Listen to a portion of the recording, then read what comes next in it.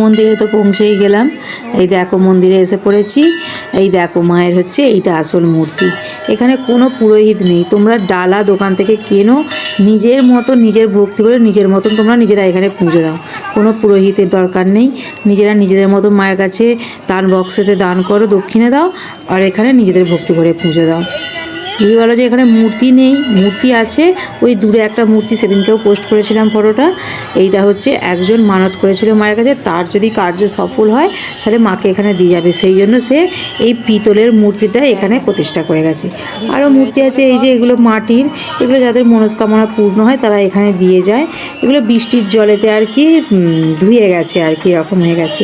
আরও মানত করা জিনিস আছে, চলো তোমাদেরকে দেখাচ্ছি। এই দেখো এই পায়রাগুলো, এগুলোও হচ্ছে মানসিক করা আর কি। যারা মানসিক করেছিল মায়ের কাছে পায়রা দিয়ে পুজো দেবে, সেগুলো তারা মানে মায়ের কাছে মানসিক শোধ করবার জন্য, মায়ের কোনো কিছু জিনিসই শোধ করা যায় না জানি, তবুও এগুলোকে এখানে দিয়ে গেছে। এখানে আরও আছে হাঁস, হাঁস দিয়েও মায়ের কাছে মানত করা ছিল, সেখানেও এখানে দিয়ে গেছে এগুলোকে আর কি। আসল মায়ের পুজো হয় এখানে।